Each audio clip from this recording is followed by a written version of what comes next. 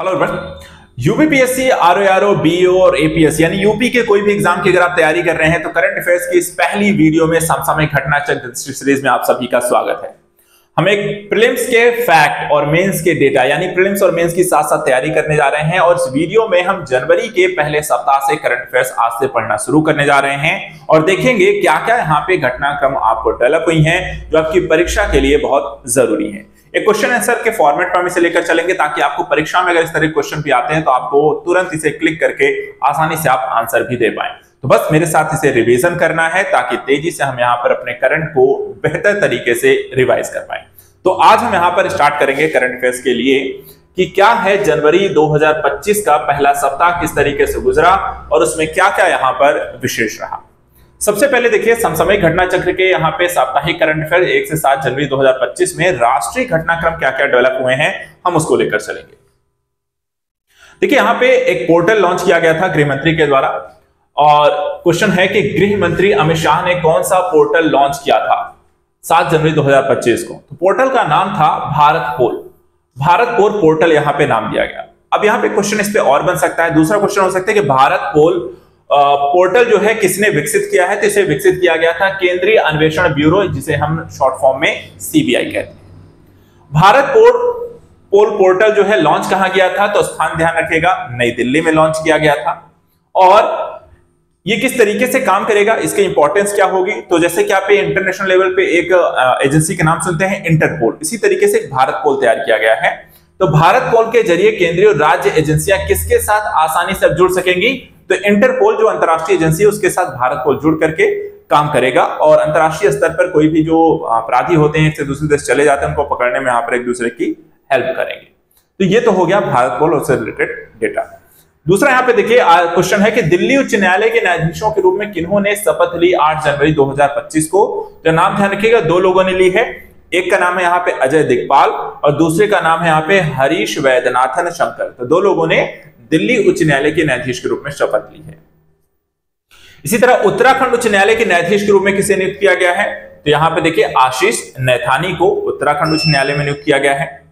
इन नियुक्तियों को आधिकारिक रूप से किसने मंजूरी दी है, तो देखिए जब उच्चतम न्यायालय के यहाँ पे न्यायाधीशों की नियुक्ति की बात आती है तो ध्यान रखिए कौन करता है, राष्ट्रपति करते हैं भारत के। और इस समय भारत के राष्ट्रपति कौन है, तो द्रौपदी मुर्मू जी हैं। इसी तरह सड़क सुरक्षा अभियान 2025 का उद्घाटन किसके द्वारा किया गया, तो सड़क परिवहन और राजमार्ग मंत्री नितिन गडकरी जो कि यहाँ पर आपको मंत्रालय के यहाँ पर प्रमुख मंत्री हैं या कह सकते हैं तरीके से अध्यक्ष हैं या कह सकते हैं मंत्रालय के मंत्री हैं। दूसरा यहां पर हम देखें सड़क सुरक्षा अभियान 2025 जो है शुरू कहां किया गया है, तो मुंबई से स्टार्ट किया गया है। भारतीय रेल के नए जम्मू डिवीजन का वर्चुअल उद्घाटन किसने किया, तो 6 जनवरी को किसके द्वारा किया गया, प्रधानमंत्री नरेंद्र मोदी। ये क्वेश्चन ये भी हो सकता है कि नया जो डिवीजन बनाया गया वो कहां बना है, तो जम्मू डिवीजन बना है रेलवे का, या भारतीय रेलवे का कौन सा डिवीजन है। तो अब तक यहां पर देखा जाए तो ये हो गए भारत में टोटल 70वां डिवीजन है, जम्मू का लेटेस्ट है। अब उत्तरी रेलवे के तहत कितने डिवीजन हो गए, तो टोटल 6 डिवीजन हो गए हैं। कौन कौन से हैं उनका नाम भी ध्यान रखिएगा, अंबाला, दिल्ली, लखनऊ, मुरादाबाद, फिरोजपुर और जम्मू। टोटल 6 डिवीजन आपको उत्तर भाग में उत्तर रेलवे में हो गए हैं। गांधी दर्शन कला दीर्घा का उद्घाटन किसने किया है, तो लोकसभा अध्यक्ष ओम बिरला के द्वारा 6 जनवरी 2025 को इसका उद्घाटन किया गया। गांधी दर्शन कला दीर्घा कहां स्थित है, तो नई दिल्ली में है, राजघाट में है। इसी तरह इस दीर्घा में महात्मा गांधी से संबंधित क्या प्रदर्शित किया गया है, तो महात्मा गांधी के से रिलेटेड आपको किस तरीके का डेटा हो सकता है, ये सोचने वाली बात है। तो यहां बहुत ज्यादा कुछ नहीं लेकिन अनोखी और आधुनिक शैली में बनाई गई जो कलाकृतियां हैं वो यहां पर गांधी, आपको नाम यहां पर ध्यान रखिए गांधी दर्शन कला है, तो उन्हीं से रिलेटेड चीजों को यहां पर लगाया गया है। यूजीसी विनिमय 2025 का मसौदा किसने जारी किया, तो शिक्षा मंत्री धर्मेंद्र प्रधान के द्वारा 6 जनवरी 2025 को इसे जारी किया गया है। यूजीसी विनिमय 2025 का मसौदा कहां जारी किया गया है, तो जैसा कि आप सभी जानते हैं सारी चीजें कहां होती हैं, दिल्ली से शुरुआत होती हैं, तो आंसर रहेगा दिल्ली।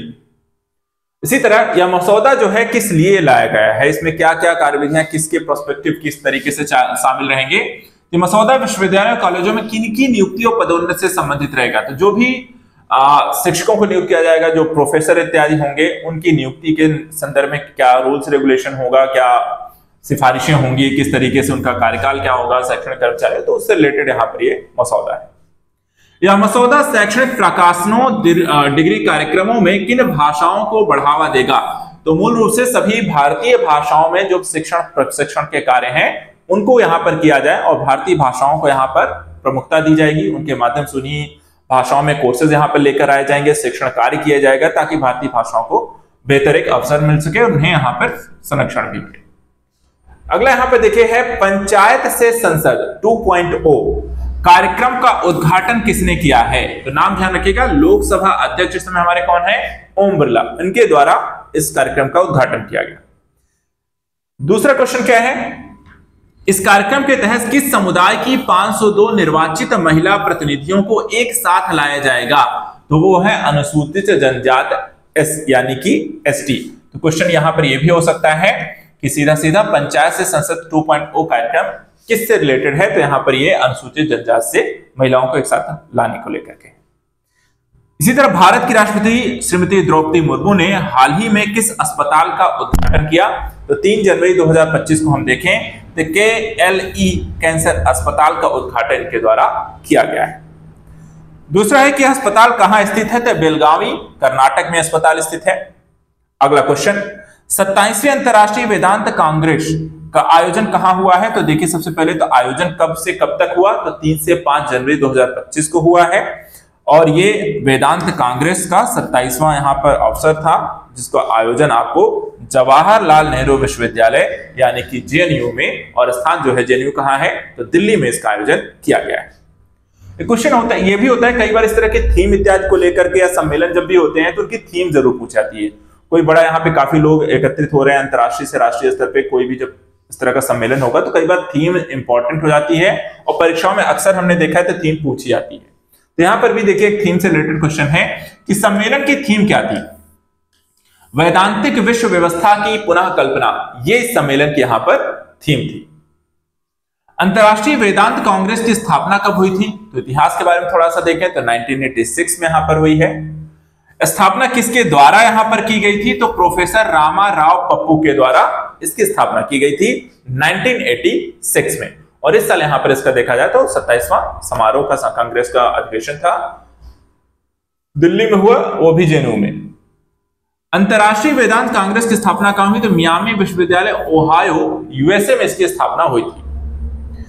अब इस सम्मेलन की मेजबानी यहां पे कौन करता है? तो centre for India studies Massachusetts विश्वविद्यालय USA के द्वारा यहां पर इसका मेजबानी किया गया।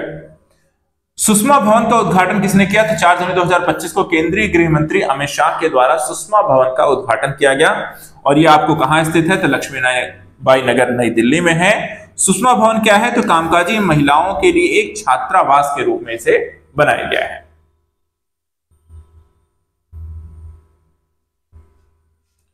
अगला, भारत सरकार ने सार्वजनिक परामर्श के लिए, नेक्स्ट क्वेश्चन पे आते हैं, सार्वजनिक परामर्श के लिए कौन सा मसौदा जारी किया? तो जनवरी 2025 में मसौदा जारी किया गया जिसे नाम दिया गया डिजिटल व्यक्तिगत डेटा संरक्षण नियम 2025। इसको लेकर भी काफी यहां पर कह सकते हैं विवाद हुआ, क्योंकि डिजिटल जब आप संरक्षण डेटा को संरक्षित करने की बात करते हैं कई बार इसमें पहुंच जो सरकार की है उसको लेकर के भी यहाँ पे सवालिया निशान, एक निजता के मुद्दे को लेकर के भी लगाया गया।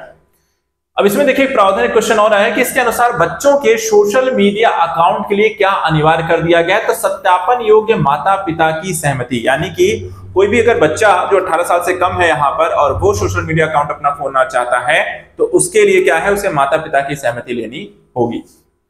और जब तक उसकी माता पिता की सहमति नहीं मिलता है तो अकाउंट यहाँ पर कार्य नहीं करेगा। अगला देखते हैं, केंद्रीय गृह मंत्रालय ने कारागार में कैदियों के मध्य जाति आधारित भेदभाव को समाप्त करने के लिए किनमें संशोधन किया है? ये संशोधन किया गया है मॉडल जेल मैनुअल 2016 और आदर्श कारागार सुधार सेवा अधिनियम 2023 में। यह संशोधन किसके अनुपालन में किया गया है? तो सुप्रीम कोर्ट के द्वारा जारी किए गए दिशा निर्देशों के पश्चात सरकार के द्वारा इसमें संशोधन किया गया है। केंद्र ने किस प्रावधान को लागू करने का निर्देश यहाँ पे जारी किया है? तो देखिए भारत में यहाँ पर 3 नए कानून लागू कर दिए गए हैं और उसमें भारतीय नागरिक सुरक्षा संहिता 2023 की धारा 779 को लागू करने के लिए केंद्र सरकार की तरफ से यहाँ पर निर्देश दिया गया।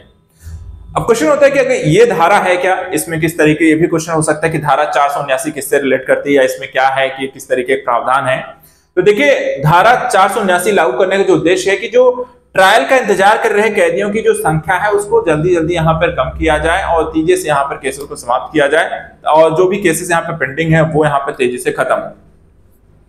जिन लोग यहाँ पर अभी वेट ही कर रहे हैं कि देखिए मेरा भी ट्रायल कब होना है, केस कब शुरू होगा, कब से यहाँ पर चीजें शुरू होंगी, जो कहते हैं ना जितने यहाँ पर भारत में किस तरह के केसेस बढ़ रहे हैं उसी अनुसार से यहाँ पर संख्या आपको बढ़ रही है अपराध की, लेकिन जो अदालती जो कार्यवाही है वो कई बार बहुत लेट लतीफ होती है, उसके कारण यहाँ पर न्याय भी देर से मिलता है और चीजें बहुत लंबे समय तक खिंच जाती हैं। कई छोटे छोटे केस भी बहुत सालों तक खिंच जाते हैं। इस विशेष धारा में ट्रायल का इंतजार कर रहे कैदियों की राहत दी जाएगी। तो भारतीय नागरिक सुरक्षा संहिता 2023 की धारा 479, किसी भी तरीके से क्वेश्चन पूछा जाए आप वेल प्रिपेयर्ड यहां पर इस तरीके से रह सकते हैं। चलिए अगला, भारत का पहला जनरेशन बीटा बच्चा कहां जन्म हुआ है? तो आइजोल मिजोरम में जनरेशन बीटा बच्चा। इसका क्या हुआ? फ्रेंकी रेमरुआट डिका जादेंग, ठीक है, इनका नाम जो है ध्यान रखिएगा। किन वर्षों के दौरान पैदा होने वाले बच्चे जो हैं जनरेशन बीटा कहे जाएंगे? तो एक निश्चित समय के अवधि में बच्चे जो होते हैं जन्म लेते हैं जिनको अलग अलग जनरेशन बोली जाती हैं। अब जो है 2025 से लेकर के 2039 तक के जो बच्चे पैदा होंगे उन्हें यहां पर क्या बोला जाएगा? Generation beta. भारत का मेट्रो नेटवर्क दुनिया में किस स्थान पे पहुंच चुका है? तो ये भारत में मेट्रो नेटवर्क, इसमें विश्व में तीसरा सबसे ज्यादा नेटवर्क का जाल मेट्रो का अब भारत में है। कितने शहरों में फैला हुआ है? तो 23 शहरों में और टोटल 11 राज्यों में अब भारत में मेट्रो संचालित होती है। भारत के मेट्रो नेटवर्क की लंबाई कितनी है? तो यहां पर देखा 1000 किलोमीटर से अधिक आपको मेट्रो की लंबाई है। भारत में पहली मेट्रो ट्रेन कब चलाई गई थी? वर्ष 1984 में कोलकाता में पहली मेट्रो ट्रेन चलाई गई थी। मेट्रो नेटवर्क के मामले में पहले और दूसरे स्थान पर कौन है? तो पहले जैसे आप जानते हैं दो ही यहां पर इस समय देश हैं, चीन और अमेरिका, जो हर मामले में आपको देखने को मिलेंगे। तो इस मामले में भी चाइना और अमेरिका पहले और दूसरे स्थान पर। ग्रामीण भारत महोत्सव 2025 का उद्घाटन कहां हुआ? तो इसका भी उद्घाटन आपको देखा है तो नई दिल्ली में 4 से 9 जनवरी 2025 के मध्य इसका किया गया है। कई बार यह भी पूछा जाता है कि कौन सा महोत्सव कब से कब तक आयोजित हुआ? तो ये जो ध्यान रखिएगा, ग्रामीण भारत महोत्सव जो है 4 से 9 जनवरी 2025 को नई दिल्ली में इसका उद्घाटन हुआ है। किसके द्वारा उद्घाटन किया गया? तो पीएम नरेंद्र मोदी के द्वारा। कार्यक्रम का मुख्य उद्देश्य क्या है? तो विकसित भारत 2047 के लिए मजबूत ग्रामीण भारत को यहां पर विकसित करने को लेकर के, उसका निर्माण करने को लेकर के यहां पर इस पहल को शुरू किया गया। यह कार्यक्रम किसने आयोजित किया गया? तो नाबार्ड, क्योंकि ग्रामीण क्षेत्रों से संबंधित यहाँ पे जो भी विकास के पहलू होते हैं, पूंजीगत पहल होती है या सहायता इत्यादि राशि यहाँ पे प्रोवाइड कराई जाती है, तो नाबार्ड यहाँ पर एक प्रमुख भूमिका निभाता है। यहाँ पर भी देखा जाए तो ग्रामीण भारत महोत्सव जो है आयोजित जो किया गया है वो नाबार्ड के द्वारा किया गया है। चलिए अगले आता है चिकित्सा वस्त्रों यानी कि गुणवत्ता नियंत्रण आदेश 2024 को कब से कब लागू करने की घोषणा वस्त्र मंत्रालय के द्वारा की गई है? 30 जनवरी 2025 को देखा जाए तो इसे घोषणा जो की गई है कि 1 अप्रैल 2025 से चिकित्सा वस्त्रों संबंधी यहाँ पे जो गुणवत्ता नियंत्रण आदेश है ये आपको लागू हो जाएगा इस साल अप्रैल से। केंद्रीय कैबिनेट ने किस देश को गैर बासमती सफेद चावल निर्यात करने की अनुमति दी है? तो 1 जनवरी 2025 को इंडोनेशिया को यह चावल आपको निर्यात किया जाएगा, वो भी गैर बासमती। इसके तहत कितना चावल निर्यात किया गया? तो 1 मिलियन टन जो है चावल इंडोनेशिया को भारत की तरफ से निर्यात किया गया। इंडोनेशिया को चावल निर्यात किस माध्यम से किया जाएगा? तो इसके लिए आपको देखा है तो राष्ट्रीय सहकारी निर्यात लिमिटेड यानी कि NCEL के द्वारा किया जाएगा। भारत के गतिशील भूजल संसाधनों पर राष्ट्रीय संकलन 2024 किसने जारी किया? 31 दिसंबर 2024 को देखें तो जल शक्ति मंत्री CR पाटिल के द्वारा यहां पर देखें तो इसका जो है राष्ट्रीय सम्मेलन 2024 यहां पर जारी किया गया है। यह आकलन किसने तैयार किया है? केंद्रीय जल विज्ञान बोर्ड और राज्य संघ राज्य क्षेत्र के द्वारा यह आकलन यहां पर तैयार किया गया है। इसमें क्या बताया गया है, तो देखिए यहां पे भारत में कुल वार्षिक भूजल पुनर्भरण क्षमता यहां पर कितनी है, तो ये बताया गया है 446.90 बिलियन क्यूबिक मीटर है, यानी कि BCM बिलियन क्यूबिक मीटर 446.90। वार्षिक निष्पादन योग्य भूजल संसाधन कितना है, तो 406.19 BCM यहां पर आपको है। ये जो डेटा है ध्यान रखिएगा, जैसे हम कहते आए हैं कि इस सीरीज का महत्व जो है प्रीलिम्स और मेंस दोनों की तरफ से रहेगा, ताकि आपकी तैयारी में कोई कमी यहां पर ना रह जाए। इसके बाद वार्षिक भूजल दोहन कितना है, तो अभी देखा है तो भारत में 245.64 BCM है। भारत में भूजल दोहन का औसत स्तर इस समय 60.47% है, जो कि काफी ज्यादा है। रिपोर्ट के अनुसार कितने असेसमेंट यूनिट्स को सुरक्षित के रूप में वर्गीकृत किया गया है, तो 4,951 यानी कि 73.4% को सुरक्षित श्रेणी में रखा गया है। कितने यूनिट्स का अत्यधिक दोहन किया गया है, तो करीब 751 जो है 11.1% का जरूरत से ज्यादा दोहन यहां पर भूजल का कर लिया गया है।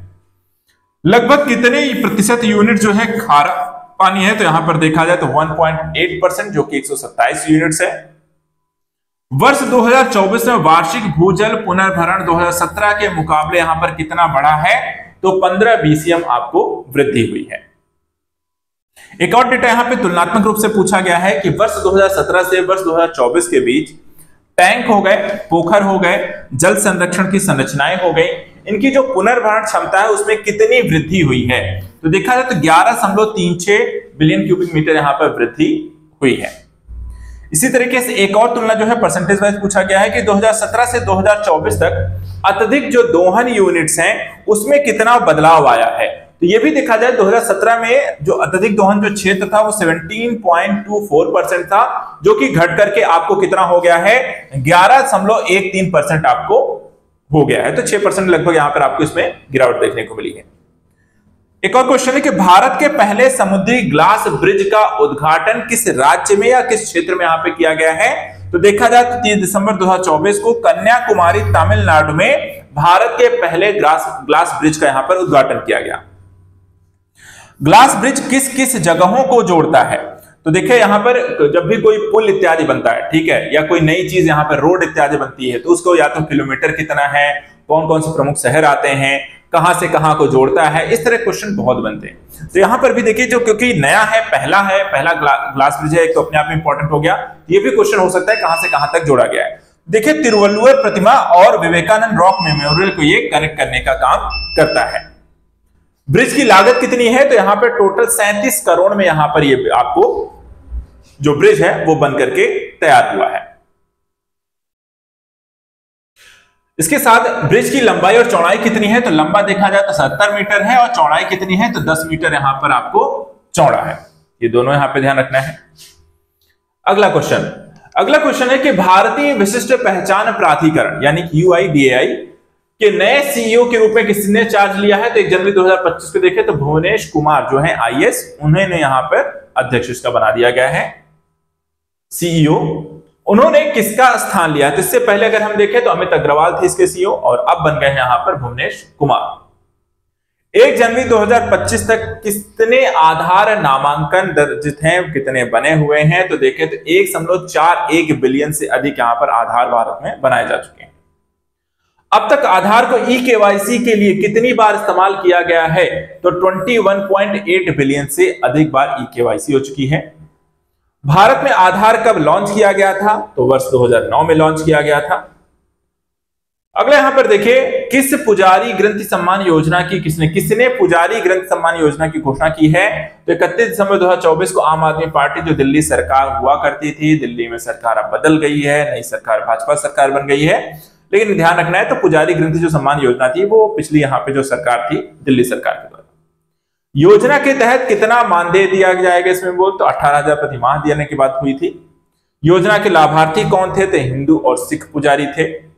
दिल्ली सरकार के द्वारा महिलाओं के लिए किस योजना की यहां पर घोषणा की जा चुकी है, योजना का नाम है महिला सम्मान योजना, जिसमें 21 रुपए मासिक भत्ता दिए जाने की बात कही गई है। इसी तरह 45वीं प्रगति बैठक की अध्यक्षता किसके द्वारा की गई? तो प्रधानमंत्री नरेंद्र मोदी के द्वारा 26 दिसंबर 2024। प्रगति का पूरा नाम क्या है? कई तरीके के फुल फॉर्म्स एग्जाम में जरूर पूछे जाते हैं आपको। जैसे UAIDI का पूछ लिया गया, प्रगति ऐसी योजनाओं को लेकर के हो गया, क्योंकि सरकार आजकल बहुत बड़ी बड़ी योजनाओं के शॉर्ट फॉर्म में यहाँ पर यूज कर रही है, तो इनकी योजना के फुल फॉर्म्स भी कई बार एग्जाम में पूछे जा सकते हैं। तो प्रगति का नाम जो है सक्रिय प्रशासन और समय पर कार्यान्वयन, यानी कि proactive governance and timely implementation, ये यहां पर इसको शुरू किया गया है, इसका ये पूरा नाम है। सिक्किम में तमल्योहासर पर्व किसके द्वारा मनाया जाता है? तो गुरुंग समुदाय। तो गुरुंग समुदाय कहां का है? तो एक तो ये भी ध्यान रखिएगा, सिक्किम का है। कौन सा पर्व मनाते हैं? तो ये तमल्योहासर। तमल्योहासर पर्व का उद्देश्य क्या है? कि बीते साल को अलविदा कहना। जैसे कि हम न्यू ईयर मनाते हैं, तो न्यू ईयर को हम यहाँ पर न्यू ईयर कहते हैं कि हाँ नया साल यहाँ पर आ रहा है, तो उन्होंने इसे नया यहाँ पर गुरुंग समुदाय कहता है तमल्योहासर पर्व, यानी कि नए साल का आगमन, और पुराने साल को यहाँ पर एक तरीके से अलविदा कहना। प्रधानमंत्री नरेंद्र मोदी ने 29 दिसंबर 2024 को मन की बात कार्यक्रम में किस कार्यक्रम की चर्चा की? तो उन्होंने विश्व ऑडियो विजुअल एंटरटेनमेंट समिट के बारे में यहाँ पर डिस्कशन किया था। वेब समिट 2025 का आयोजन कब होगा? तो 5 से 9 फरवरी 2025 को नई दिल्ली में इसका आयोजन। बिहार में भूमि सर्वेक्षण की प्रक्रिया पूरा करने की समय सीमा कब से कब तक के लिए बढ़ा दी गई है? तो 31 दिसंबर 2024 को यहां पर देखा जाए तो जुलाई 2026 तक ये समय सीमा आपको बढ़ा दी गई है।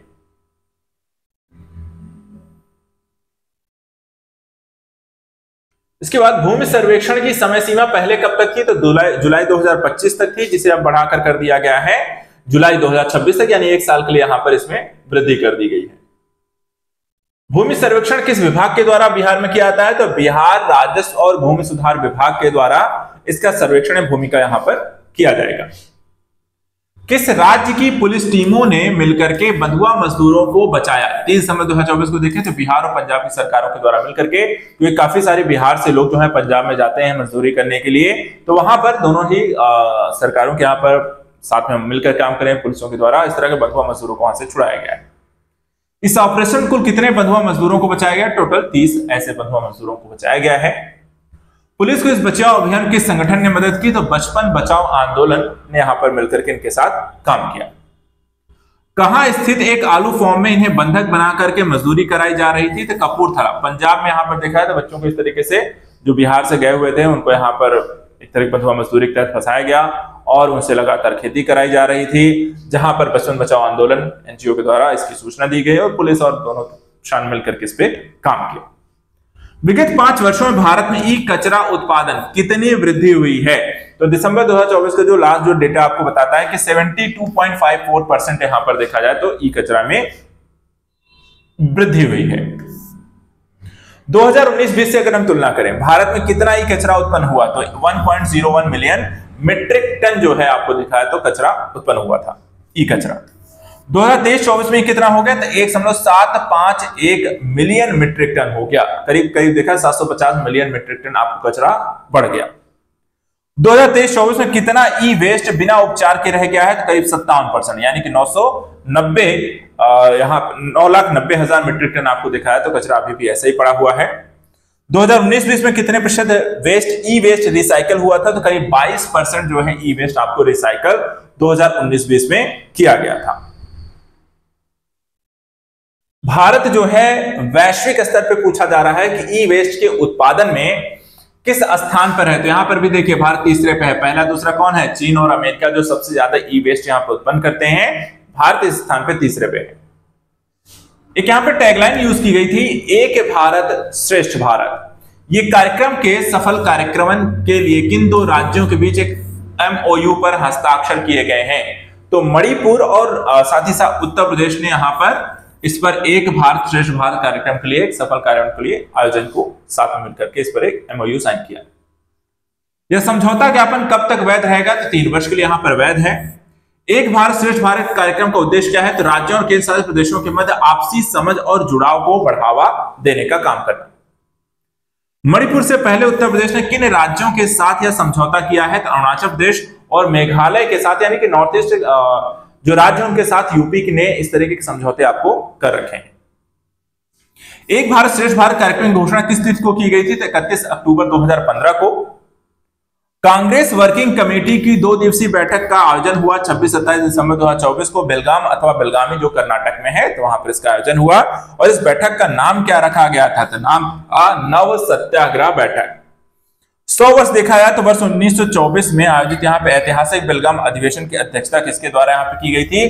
तो महात्मा गांधी के द्वारा 1924 में बेलगावी जो अधिवेशन कर्नाटक में हुआ था, उसके 100 साल पूरे के होने के उपलक्ष्य में इसका आयोजन किया गया था और वहीं किया गया 2024 में बेलगावी कर्नाटक। तो उस समय इसकी अध्यक्षता महात्मा गांधी के द्वारा की गई थी। ये तो हमने यहां पर देख लिया, आपके जितने भी राष्ट्रीय स्तर की जो खबरें थी वो हमने यहां पर आज के सेशन में कंप्लीट किया। अब राष्ट्रीय के साथ साथ हम अंतरराष्ट्रीय खबरों को भी आज की सत्र में इसे कंप्लीट करेंगे। अब चलिए देखते हैं कि जनवरी के पहले सप्ताह में अंतरराष्ट्रीय स्तर पर कौन कौन सी प्रमुख घटनाएं यहां पर देखने को मिली। सबसे पहले यहां पर देखे तो इंडोनेशिया। इंडोनेशिया किस समूह का नया सदस्य बना? तो ब्रिक्स का। 7 जनवरी 2025 देखा तो ब्रिक्स का यहाँ पे जो अब तक नवीनतम दिन लगातार ब्रिक्स एक ऐसे समूह के रूप में उभर रहा है जो अपने आपको जो विकासशील जो देश हैं उनके साथ कनेक्ट कर रहा है। और ब्रिक्स समूह में अब देखा है तो टोटल इस तरीके से बढ़कर संख्या हो गई है 10। शुरुआत में यहाँ पर आपको 4 देश थे, फिर 5 हुए, फिर आपको 2-3 और देश जुड़े, फिर यहाँ पर आप इंडोनेशिया को जोड़ दिया गया, तो इनकी संख्या आपको 10 हो गई है। ब्रिक्स समूह के सदस्य देश के नाम पूछे जा सकते हैं, तो नाम ध्यान रखिएगा। ब्राजील, रूस, भारत और चीन पहले 4 देश थे जिन्होंने मिलकर इसका निर्माण किया था, स्थापना की थी। उसके बाद इसमें दक्षिण अफ्रीका जुड़ गया जिसके कारण इसका नाम ब्रिक्स हो गया। उसके बाद ईरान, मिस्र, इथोपिया, संयुक्त अरब अमीरात, यहाँ पर आपको 4 और देशों को इसकी मान्यता गई जिससे 9 हो गए। और फाइनली यहाँ पे इंडोनेशिया जुड़ गया जिससे टोटल संख्या हो गई 10। वर्ष 2025 के लिए ब्रिक्स समूह का नया अध्यक्ष देश कौन है? इस समय देखा है तो ब्राजील है। ब्रिक्स समूह की स्थापना कब और किन देशों ने की थी? जैसा मैंने कहा कि ब्राजील, रूस, भारत और चीन 4 देशों ने मिलकर किया था, तब इसका नाम था ब्रिक, BRIC। और साउथ अफ्रीका से जुड़ने से हो गया ब्रिक्स, S और जुड़ जाता है। इस समूह में दक्षिण अफ्रीका कब शामिल हुआ था? तो यहां पर 1 साल बाद ही यानी कि 2010 में शामिल हो गया था। भारत ने किस देश की भूकंप के बाद सहायता की? तो 2 जनवरी 2025 को हम देखें तो वानुआतू में भूकंप आने के बाद भारत सरकार की तरफ से यहां पर मानवीय सहायता प्रोवाइड कराई गई। वनुआतू में भूकंप की तीव्रता कितनी थी? तो 7.4 रिएक्टर का तूफान आपको दिखा था भूकंप यहां पर आया। यह भूकंप कब आया था? 17 दिसंबर 2024 को। भारत ने वनुआतू को भूकंप के बाद कितनी धनराशि की घोषणा की है? तो $5 लाख अमेरिकी डॉलर की यहां पे सहायता राशि प्रोवाइड कराई जाएगी। इसके बाद यह सहायता किस क्षेत्र में आपदा जोखिम न्यूनीकरण और प्रबंधन के प्रति भारत की प्रतिबद्धता को दर्शाती है? तो भारत प्रशांत द्वीप समूह सहयोग मंच के माध्यम से यह भारत सहायता यहां पर इस क्षेत्रों की इस क्षेत्र में आने वाले देशों की करता है। अगला क्वेश्चन, अमेरिका में भीड़ भाड़ शुल्क लगाने वाला पहला शहर कौन सा बना? तो न्यूयॉर्क सिटी बन गया है। 5 जनवरी 2025 को न्यूयॉर्क के द्वारा भीड़ भाड़ शुल्क लगा दिया गया। बताइए, ज्यादा भीड़ भाड़ हुई तो आपसे शुल्क वसूल किया जाएगा। इसका उद्देश्य क्या होगा कि यातायात जो जाम यहां पर बहुत ज्यादा हो जाता है उसको धीरे धीरे कम करना। इसका इस्तेमाल किन अन्य शहरों में सफलतापूर्वक किया जा चुका है? तो देखा है तो पहला शहर नहीं है न्यूयॉर्क जहां पे लागू हुआ है। इससे पहले हम देखते हैं सिंगापुर, लंदन, मिलान, स्टॉकहोम और गोथेनबर्ग में इसे लगाया जा चुका है। डोनाल्ड ट्रंप ने किस संधि को मूर्खतापूर्ण बनाया? तो 5 जनवरी 2025 को देखा तो पनामा संधि को बताया और पनामा को अब अमेरिका में शामिल करने की यहां पर उनके द्वारा पहल की गई कि पनामा को जो नहर गई है, जो पनामा नहर जो है उसको अब अमेरिका वापस लेगा। अमेरिका पनामा संधि कब हस्ताक्षर हुए थे? वर्ष 1977। यूएसए के द्वारा पनामा नहर का निर्माण कब किया गया था? वर्ष 1914 में। पनामा संधि को किस नाम से जाना जाता है? तो टोरिजोस कार्टर संधि। इस संधि के अनुसार यूएसए ने यह नहर कब पनामा को सौंप दी? तो वर्ष 2000 में। तटस्थता की गारंटी के साथ इस नहर पर यूएसए का नियंत्रण कब आपको समाप्त हो गया? तो 31 दिसंबर 1999 को समाप्त हो गया और 1 जनवरी 2000 से यहां पर देखा है तो पनामा के पास ये पहुंच जाती है। पाकिस्तान ने कहा अपने सबसे बड़े परमाणु संयंत्र के निर्माण के लिए लाइसेंस जारी किया 30 दिसंबर 2014 को चश्मा परमाणु ऊर्जा संयंत्र इकाई 5 को लेकर के। इसकी क्षमता कितनी है? जो इसको क्यों सबसे बड़ा कहा जा रहा है? तो ध्यान रखिएगा, इसकी जो क्षमता है 1200 मेगावाट इलेक्ट्रिक यहां पर रहने वाली है, जो अब तक के इनका सबसे बड़ा परमाणु संयंत्र होगा।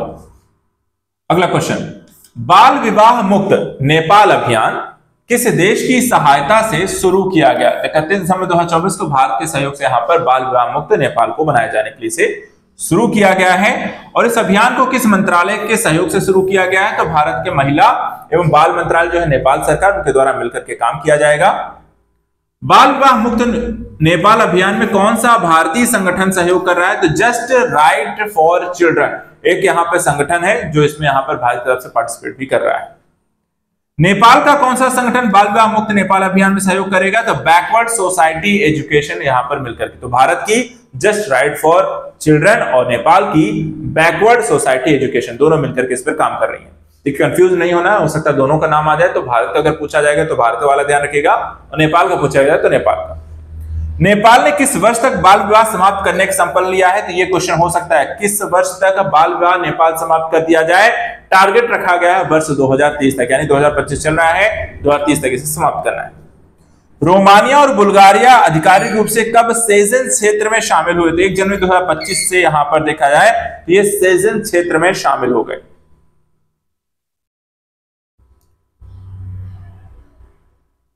चलिए, क्वेश्चन आता है कि किस देश में सार्वजनिक स्थानों पर बुर्का हिजाब पहनने पर पूरी तरीके से प्रतिबंध लागू किया गया है? तो यहां पे स्विट्जरलैंड में ऐसा यहां पे लागू कर दिया गया है 1 जनवरी 2025 से। नए कानून का उल्लंघन करने पर कितना जुर्माना लगाया जाएगा? तो 1000 स्विस फ्रैंक यहां पर जुर्माना लगेगा। भारत के वाणिज्यिक दूतावास ने कहां पर वीजा एमनेस्टी सुविधा के सफल संचालन की घोषणा की है? 1 जनवरी 2025 को देखा जाए तो भारत सरकार द्वारा यूएई में इसकी घोषणा की गई है। यह योजना क्या है? तो देखा जाए तो यह वीजा माफी योजना कब शुरू की गई है? तो 1 सितंबर 2024 की इसकी शुरुआत की गई। यूएई के द्वारा यह योजना किन प्रवासियों के लिए चलाई गई है? तो वीजा अवधि खत्म होने के बाद भी प्रवास करने वाले प्रवासी लोगों के लिए आपको वीजा माफी योजना यूएई की सरकार के द्वारा शुरू किया गया है। सीआर 450 हाई स्पीड ट्रेन का प्रोटोटाइप किस देश ने यहां पर पेश किया? 29 नवंबर 2024 को चीन के द्वारा यह प्रोटोटाइप यहां पे प्रस्तुत किया गया, जिसमें परीक्षण के दौरान इस ट्रेन की जो गति थी वो 450 किलोमीटर प्रति घंटा यहां पर दर्ज की गई है। सीआर 450 ट्रेन किस श्रेणी में यहां पर आती है? तो ये देखा जाए इसे एक बुलेट ट्रेन कहा जाता है। ठीक है, तो चीन की ये बुलेट ट्रेन है जिसकी स्पीड कितनी पाएगी? 450 किलोमीटर प्रति घंटा। वर्तमान में चीन की सबसे तेज ट्रेन कौन सी है? तो यहां पर देखा संघाई मैग्लेव है जो कि 430 किलोमीटर प्रति घंटा थी, लेकिन अब यहां पर देखा जाए तो सीआर 450 जो है वो सबसे तेज यहां पर इनकी ट्रेन हो जाएगी, सबसे तेज बुलेट ट्रेन। चीन ने वर्ष 2035 से अपने हाई स्पीड रेल नेटवर्क को कितने किलोमीटर तक विस्तार देने पर काम कर रहा है? तो लक्ष्य इनका है करीब 70,000 किलोमीटर आपको एरिया जो है बुलेट ट्रेन के माध्यम से कवर कर लेगा।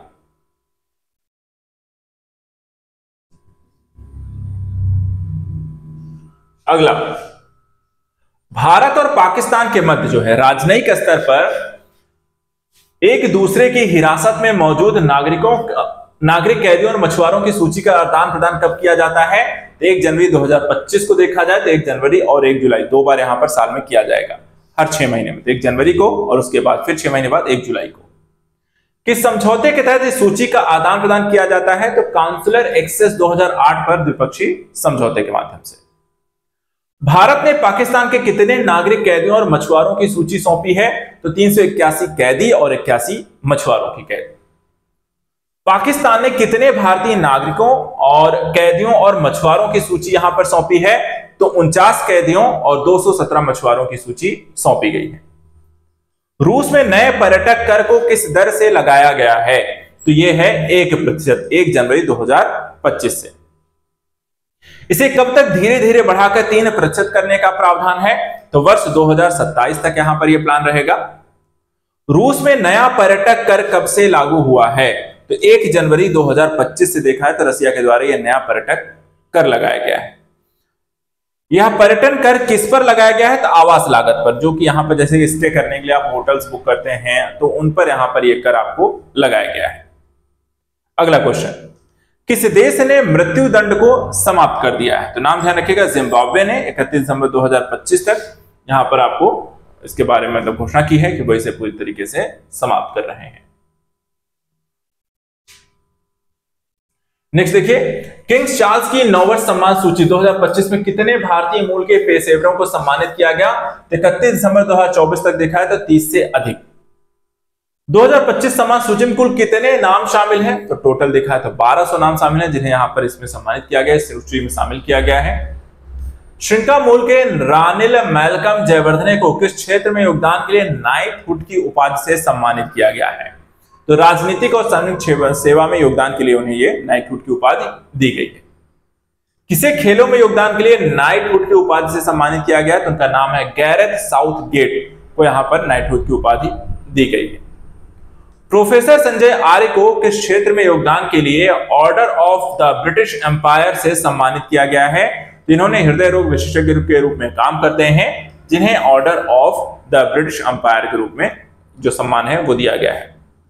नंदिनी दास को किस क्षेत्र में योगदान है? तो order of the British Empire सम्मानित किया गया है। तो मानविकी क्षेत्र में अंतः विषयक अनुसंधान और सार्वजनिक जुड़ाव के लिए उन्हें ये पुरस्कार दिया है। तो 2 यहाँ पे भारतीय लोगों को दिया गया है। इसके अलावा तरसेम सिंह धालीवाल को किस क्षेत्र में Indian origin officers of the order of the British Empire से सम्मानित किया गया है? तो वेल्स, अर्थव्यवस्था, खुदरा और दान के लिए उन्हें यह सम्मान दिया गया है।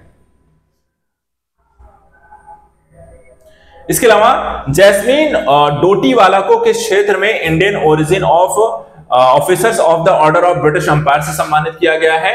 तो ये देखें तो यहां पर प्रसारण, संगीत, समानता, विविधता और समावेश के लिए उन्हें यह पुरस्कार दिया गया। ये तो हो गया ब्रिटिश जो पुरस्कार हैं, किससे किसको सम्मानित किया गया है, नाइटहुड किसे दी गई है। अगला क्वेश्चन देखते हैं। अगला यहां पे देखिए जो टॉपिक है रूस और यूक्रेन को युद्ध को लेकर के चल रहा है। और इसमें देखिए रूस और यूक्रेन के बीच युद्धबंदियों की अदला बदली में किस देश ने मध्यस्थ की भूमिका निभाई? तो 30 दिसंबर 2024 को देखें तो संयुक्त अरब अमीरात यानी कि यूएई के द्वारा यह समझौता कराया गया। कितने यूक्रेनी कैदियों की रिहाई की गई है? तो टोटल हम देखते हैं 189 कैदियों की रिहाई की गई है। कितने रूसी सैनिकों को रिहा किया गया? 150 रूसी सैनिकों को इसमें रिहा किया गया है। नेक्स्ट टॉपिक पे आते हैं। नेपाल के किस प्रांत में शहद महोत्सव का आयोजन होता है? तो 26 से 30 दिसंबर को देखा यह शहद महोत्सव का आयोजन हुआ। कहां हुआ? तो बागमती प्रांत नेपाल में हुआ है। शहद महोत्सव का प्रायोजक कौन था? तो प्रायोजक हम देखते हैं तो नेपाल सरकार रही।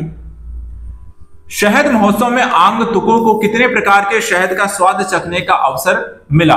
तो 6 प्रकार के शहद यहां पर लोगों को जो वहां पर जाते हैं इसमें शामिल हुए, उनको 6 प्रकार के शहद खाने का मौका मिला। नेक्स्ट टॉपिक, चीन ने कहां पर करीब 400 सैन्य कर्मियों को तैनात किया है? तो दिसंबर 2024 में हम देखें तो लारुंग गार बौद्ध अकादमी जो कि पूर्वी तिब्बत में है, यहां पर 400 अपने सैनिकों को उन्होंने तैनात किया है। लारुंग गार बौद्ध अकादमी किस वर्ष स्थापित किया गया था? तो वर्ष 1980 में से स्थापित किया गया।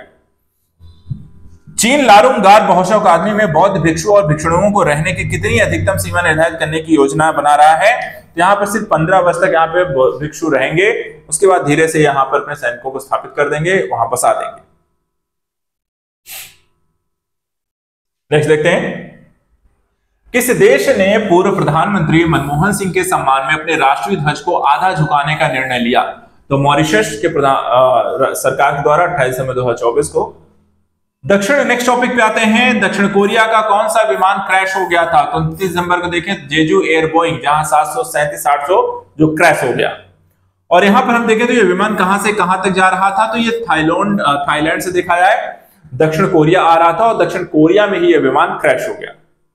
किस हवाई अड्डे पर विमान लैंडिंग के दौरान कंक्रीट अवरोधक से टकरा गया? तो मुआन अंतरराष्ट्रीय हवाई अड्डे पर ये जब लैंडिंग यहां पे कर रहा था तो उस दौरान यहां पर यह घटना होती है। और इस विमान दुर्घटना में टोटल 179 लोग मारे गए थे और इसमें सवार कितने थे? तो 181 लोग सवार थे, जिसमें से 179 लोग मारे जाते हैं। अगला टॉपिक, एलन मस्क और विवेक रामास्वामी किस मुद्दे पर डोनाल्ड ट्रंप के समर्थकों में सहमत नहीं हुए? तो यहां पर H1B वीजा को लेकर के देखा जाए तो दोनों यहां पर सहमत नहीं होते हैं। नेक्स्ट टॉपिक, यूनेस्को ने सेवांदिलिका को किस सूची में शामिल किया है? तो 29 दिसंबर 2004 को राष्ट्रीय अमूर्त सांस्कृतिक धरोहर सूची। सेवांदिलिका को किस नाम से भी जाना जाता है? जिसे बाल्कन ब्लूज के नाम से भी यहां पर इसे जाना जाता है। सेवांदिलिका किस देश का प्राचीन प्रेम गीत है? तो बोस्निया हर्जेगोविना का यहां पर देखा जाती है प्राचीन गीत है। नेक्स्ट देखते हैं, सेवांतलिका का संगीत किस साम्राज्य से प्रभावित है? तो ऑटोमन साम्राज्य से प्रभावित है। सेवांतलिका का इतिहास किस सदी से जुड़ा हुआ है? तो 16वीं सदी से है। तो ये यहाँ पर सेवांतलिका को लेकर के जो रिलेटेड टॉपिक है, जो क्वेश्चन है, किस तरीके के बन सकता है, क्या क्या बन सकता है, एक टॉपिक के मल्टीपल क्वेश्चन देखिए बन सकते हैं। इसीलिए हम जो भी टॉपिक देख रहे हैं उसको यहाँ पर क्या क्या आपको इंपॉर्टेंट है उसको कवर अप कर रहे हैं। अगला टॉपिक देखिए, 18वां हाथी और पर्यटन उत्सव कहां आयोजित किया गया? तो चितवन, नेपाल में 26 से 30 दिसंबर 2024 को इसका आयोजन किया गया। मुख्य उद्देश्य इस आयोजन का क्या था? इसके माध्यम से हाथियों का संरक्षण और पर्यटन को बढ़ावा देना। ऑस्ट्रेलिया के अगला टॉपिक है, ऑस्ट्रेलिया के प्रधानमंत्री एंथनी अल्बनीज ने कहां लगी आग से प्रभावित लोगों के लिए आपात आपदा भुगतान की घोषणा की है? तो यह है ग्रैम्पियंस नेशनल पार्क, जो कि मेलबर्न में स्थित है। वर्तमान समय में देखें, चाहे वो अमेरिका हो, ऑस्ट्रेलिया हो, अभी जापान हो, गर्मी आने वाली है तो भारत में भी आपको देखने को मिलेगा कि जैसे ही गर्मी का सीजन आता है तो जंगलों में तेजी से आग लगती है और ये बहुत ही बड़े स्तर पर नुकसान पहुंचाती है, जिसमें जानवरों को और आदमियों को संपत्ति का हर तरीके का नुकसान झेलना पड़ता है। अब यहाँ पे देखें तो आग किस कारण से लगी है? तो यहाँ पर बिजली गिरने के कारण आग लगी। आग ने कितने हजार हेक्टेयर भूमि को प्रभावित किया? करीब 70,000 हेक्टेयर की भूमि को यहाँ पर यह अपने चपेट में ले लेती है। अगला टॉपिक, संयुक्त राज्य अमेरिका के किस पूर्व राष्ट्रपति का 100 वर्ष की अवस्था में निधन हो गया? तो 29 दिसंबर 2024 को हम देखें तो जिमी कार्टर का निधन हो जाता है। जिमी कार्टर संयुक्त राज्य अमेरिका के कौन से राष्ट्रपति थे? तो 39वें राष्ट्रपति थे। जिमी कार्टर के संयुक्त राज्य अमेरिका के राष्ट्रपति कब से कब तक थे? तो जनवरी 1970 से लेकर के जनवरी 1980 तक यहां पर ये आपके राष्ट्रपति के रूप में इनके द्वारा कार्य किया गया।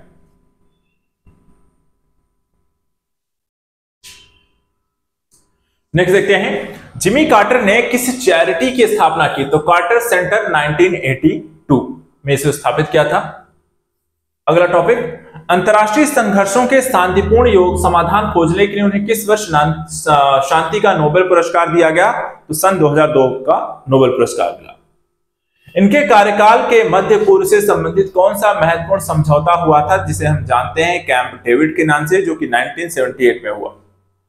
और ये कैंप डेविड समझौता था क्या? तो इसमें देखा तो मिस्र और इजराइल के मध्य यहाँ पर यह समझौता हुआ था और इस समझौते के तहत इजराइल ने जो सिनाई प्रायद्वीप है ये मिस्र को लौटाने पर सहमति हुई थी और एक बहुत बड़ा समझौता था जो अरब क्षेत्र में यहाँ पर एक तरीके से नई और बेहतर एक समझ को विकसित करने, खासकर मिस्र और इजराइल के मध्य एक बेहतर संबंधों को भी बढ़ावा देता है। कैंप डेविड समझौते पर हस्ताक्षर करने वाले मिस्र के राष्ट्रपति कौन थे उस समय? तो अनवर सादात थे, जो उस समय मिस्र के राष्ट्रपति थे। और कैंप डेविड समझौते पे जो इजराइल के प्रधान उस समय कौन थे? तो मेनाकेम बेगिन थे, जो कि वहां पर उन्होंने इस पर हस्ताक्षर किए हुए थे। नेक्स्ट टॉपिक, होंडा और निसान मोटर के साथ संयुक्त होल्डिंग कंपनी बनाने के लिए किसने समझौता किया है? तो मित्सुबिशी मोटर्स के द्वारा यह समझौता किया गया है। अगला टॉपिक, चीन ने भारतीय सीमा के निकट किस नदी पर दुनिया का सबसे बड़ा जल विद्युत बांध बनाने की मंजूरी दी है? यारलुंग जांगपो नदी दिसंबर 2024 में, जिसे हम भारत में ब्रह्मपुत्र नदी के नाम से भी जानते हैं और काफी यहां पर विवाद हुआ है। यारलुंग जांगबो नदी जो भारत में ब्रह्मपुत्र नदी के नाम से जानी जाती है, ध्यान रखिएगा। इसी पर चाइना के द्वारा सबसे बड़े बांध बनाए जाने की घोषणा की है और ऐसी स्थिति में भारत में और बांग्लादेश में इसको लेकर के बड़े स्तर पर विरोध भी हो रहा है। अगला, यह प्रस्तावित जल विद्युत बांध कहां स्थित होगा? तो तिब्बत में। नेक्स्ट टॉपिक, यूके के क्वीन यूनिवर्सिटी बेलफास्ट और कॉवेंट्री यूनिवर्सिटी कहां अंतरराष्ट्रीय परिषदों की स्थापना के लिए आवेदन किया है? तो दिसंबर 2024 में देखा है। तो गिफ्ट सिटी गुजरात में, यहां पर अंतरराष्ट्रीय जो विश्वविद्यालय हैं वो भारत में कैंपस खोल करके शिक्षण कार्य कर सकते हैं। तो इसी के तहत गिफ्ट सिटी गुजरात में ये ओपन होगा। गिफ्ट सिटी में विदेशी विश्वविद्यालयों के लिए क्या पात्रता मानदंड है? तो वैश्विक रैंकिंग में टॉप 500 में उन्हें होना चाहिए। रूस ने काला सागर के तट पर हुए तेल रिसाव के कारण कहां पर आपातकाल घोषित किया? तो 26 दिसंबर 2024 को देखें तो क्रीमिया और दक्षिणी क्रास्नोडार में देखा जाए तो रसिया के जो तेल रिसाव के कारण वहां पर एक आपातकाल घोषित किया गया। 15 दिसंबर 2024 को 2 रूसी तेल टैंकरों किस कारण गंभीर क्षति हुई? तो देखा है तो तूफान के कारण ये टकराने और उससे तेल रिसाव की एक बड़ी समस्या देखने को मिली। काले सागर तेल रिसाव की घटना किस स्थान के पास हुई? तो केर्च जल डमरू के पास यह घटना देखने को मिली। रूस का कौन सा जहाज भूमध्य सागर में विस्फोट के बाद डूब गया? तो 25 नवंबर 2024 को ऊर्सा मेजर में विस्फोट, और यह घटना आपको देखने को मिलती है। दक्षिण कोरिया की किस सत्तारूढ़ पीपुल्स पार्टी ने कोन यंग से किस पद से नियुक्त किया? तो आपातकालीन नेतृत्व समिति का प्रमुख बनाया 24 दिसंबर 2024 को। और उसके बाद कोरिया में भी लगातार हम देखते हैं कि एक के बाद एक यहां पर राष्ट्रपतियों को हटाया जाना, उसके बाद आपातकाल लगना और विभिन्न तरह की घटना यहां पर आपको दक्षिण कोरिया में राजनीतिक अस्थिरता का माहौल काफी लंबे समय तक देखने को मिला। बांग्लादेश की अंतरिम सरकार ने किसे भारत को उससे वापस बुलाने का राजनयिक नोट भेजा? 24 दिसंबर 2024 को शेख हसीना को वापस भारत से कह रहा है कि उसे हमें सौंप दीजिए, जिसको लेकर के विवाद दिखा है तो भारत और बांग्लादेश के मध्य लगातार बना हुआ है। शेख हसीना किस महीने बांग्लादेश प्रधानमंत्री पद से हटाया गया? तो अगस्त 2024 को देखें तो बड़े यहां पर कह सकते हैं कि बांग्लादेशी नागरिकों के द्वारा एक विद्रोह के माध्यम से, हिंसक यहां पर घटनाओं के माध्यम से उन्हें रातों रात यहां पर आपको बांग्लादेश से भागना पड़ा। तो ये हो गया, यहां पर हमने देखा कि आपका राष्ट्रीय और अंतर्राष्ट्रीय घटनाक्रम हमने आज के सत्र में कंप्लीट कर लिए हैं। नेक्स्ट सत्र जो होगा वहां पर हम इस वीक के बाकी अन्य घटनाओं को कवर अप करेंगे। जैसा मैंने कहा है कि हम एक वीक में यहाँ पे 2 वीडियो लेकर आएंगे और दोनों वीडियो के माध्यम से हम एक वीक की समस्त यहाँ पर करंट अफेयर्स को कंप्लीट करेंगे। तो नेक्स्ट वीक में 1 से 7 जनवरी के मध्य जो आर्थिक और विज्ञान और खेलकूद और उससे संबंधित अन्य जो घटनाक्रम रह जाते हैं उनको कंप्लीट करेंगे। ये वीडियो आपको संडे को मिलेगा। फिलहाल आज के लिए इतना ही। Thank you so much and good luck.